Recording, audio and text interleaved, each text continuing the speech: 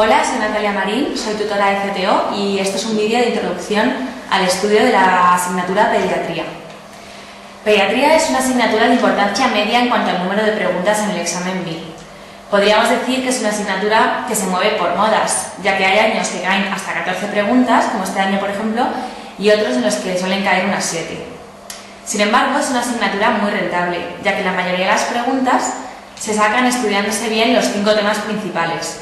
El manual es corto, la mayoría de preguntas son en forma de caso clínico y por lo tanto el estudio de desgloses es muy útil. A continuación os mostramos una gráfica con los temas más importantes en pediatría, según cómo han sido preguntados en los últimos 10 años.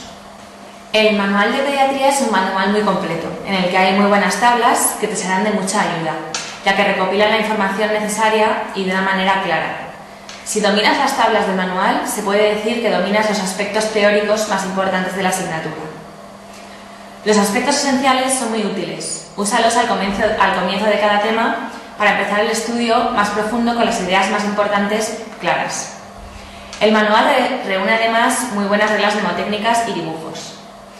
Es esencial que manejes de manera inteligente los desgloses en esta asignatura, ya que si los trabajas bien y los exprimes al máximo, tendrás más puntos que si te estudias de memoria cada patología. Intenta encontrar palabras clave y hacerte fotos mentales de cada patología. Recuerda que en pediatría no debes pasar por alto la edad del niño. No es lo mismo un neonato que un paciente de 3 meses. Esa es una de las pistas más importantes en los casos clínicos en los que debes fijarte para enfocar bien la pregunta desde un principio. Cuando empieces a estudiar, empieza por el tema 1, neonatos. Y recuerda que este tema es especialmente largo, pero no te agobies al ver lo largo que es y estúdiatelo muy bien. El resto de temas son mucho más cortos y vas a ir mucho más rápido. El tema más importante de pediatría, como hemos dicho, es la neonatología. Las preguntas suelen ser en forma de caso clínico y no son muy complicadas, además se repiten año tras año. A pesar de que te pueda parecer un tema duro de abordar, no hay que complicarse demasiado. Es importante tener las ideas claras y buscar los datos clave en los casos clínicos para hacer un diagnóstico correcto, ya que la mayoría de las veces te van a preguntar por un diagnóstico o por un tratamiento según el diagnóstico que tú sospeches. Deja los aspectos puramente memorísticos, como por ejemplo el test de Apgar, para más adelante y céntrate en las tablas del manual, que debes dominar. Haz los desgloses pensando cada una de las opciones y buscando los datos clave del enunciado que te permitan contestar la pregunta. Intenta buscar palabras clave que te permitan reconocer una determinada patología. Esto te va a ahorrar mucho trabajo, tiempo a la hora de hacer el examen, además de darte muchos puntos el día del MIR. Cuando digo esto, me refiero a que, por ejemplo, cuando veas en un caso clínico que te están hablando de un neonato con una tumoración roja en el ombligo y que secreta un líquido alcalino por esa tumoración, es simplemente que persiste el conducto onfalomesenterico, que lo que secreta pues son heces. Y si en cambio la secreción de la tumoración es ácida, es que persiste el uraco, ya que lo que está secretando es orina.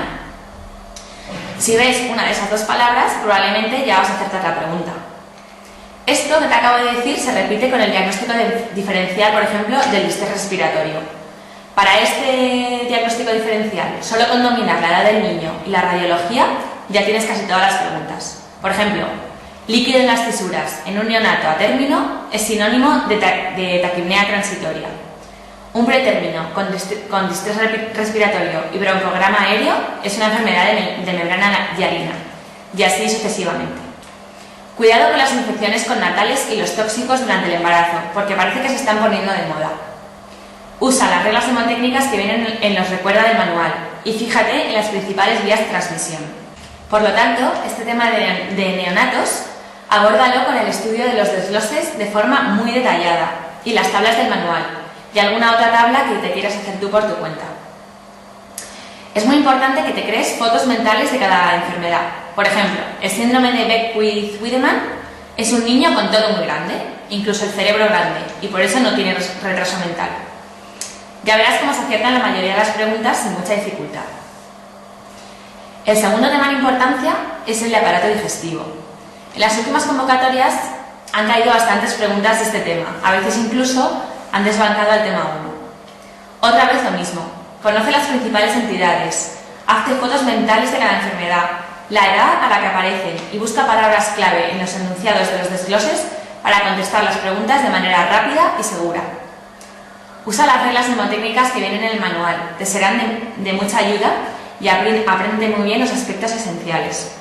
Por ejemplo, un niño que al nacer está normal y al mes de vida de repente comienza con vómitos proyectivos y se pone muy irritable. Eso para mí es una estenosis hipertrófica del píloro. Un paciente entre 3 y 6 meses que está muy irritable, que tiene crisis de llanto y que de repente encoge las piernas y tiene deposiciones en jalea de grosella. Eso para mí es una invaginación intestinal. Así es como tienes que enfocar tu estudio. Apréndete todo del reflujo gastroesofágico, de la estenosis hipertrófica del píloro, de la enfermedad de Hirschsprung y de la enfermedad celíaca. Cuidado con esta última, ya que está especialmente de moda últimamente. El tercer tema en importancia es el tema de desarrollo y nutrición. La verdad que este tema es un poco duro a la hora de estudiar, ya que requiere mucha memoria y es muy diverso. Sin embargo, no debe pasarse por alto, ya que está de moda y que hay bastantes preguntas en el examen. No te pierdas con los meses a los que el niño aprende a hacer las cosas. Mírate el dibujo que hay en el manual y quédate con los más importantes y aprende aquellos que ya han sido preguntados previamente en otros exámenes. Presta atención a las diferencias entre la lactancia materna y la de vaca. Y recuerda la regla mnemotécnica de mi vaca paca. Estudia bien las diferencias entre talla baja familiar y retraso constitucional del crecimiento y aprende a interpretar los datos de los análisis para ver los distintos tipos de deshidratación. Esto se solapa con la asignatura de nefrología. Del raquitismo no han preguntado mucho y se solapa con reuma, pero intenta retener lo más importante, ya que es una patología exclusivamente pediátrica. El cuarto tema en importancia es nefrología y urología infantil. Es un tema rentable, ya que es sencillo y se solapa mucho con otras asignaturas como nefrología y urología. Apréndete bien los aspectos esenciales. Del quinto tema en importancia, que son las infecciones de los niños, pues tienes que tener cuidado porque está poniéndose de moda. Sin embargo, las preguntas no suelen ser muy difíciles. Estúdiatelo bien. Acuérdate de algunas reglas mnemotécnicas que te serán de mucha ayuda. Aquí te voy a dar algunas. Por ejemplo, eritema infeccioso, te puedes acordar de él como eritema infeccioso. Eritema en ambas mejillas, como si a un niño le hubiesen dado pues 2 bofetones en la cara. El sarampión tiene un poema. Fiebrón, exantema que blanquea a la presión, palmoplantar afectación y descamación. De la rubeola, recuerda las adenopatías retroauriculares en los pródromos. La varicela es la infección de las 3 P's, porque pica, es la única enfermedad exantemática que pica. Las lesiones son polimorfas y hay participación de mucosas. De la enfermedad de Kawasaki, recuerda la regla mnemotécnica A, B, C, D, E, F. Y recuerda que afecta a las coronarias y que esto es muy importante.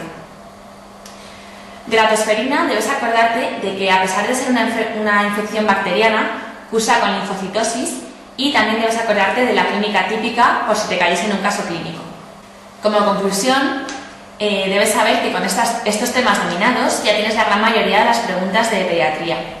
Como ves, es una asignatura sencilla de estudiar, en la que con las ideas claras y el dominio de los desgloses se tiene casi todo el trabajo hecho.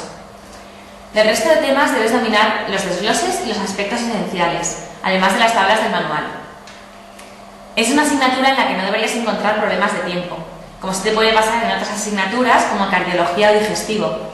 Sin embargo, si esto te ocurriese por cualquier razón, nuestra recomendación es que estudies bien el tema de neonatos y el del aparato digestivo, y que hagas los desgloses del resto de temas fijándote bien en los casos clínicos. Ya verás cómo es una asignatura muy rentable y que puede darte muchos puntos si la estudias de manera inteligente.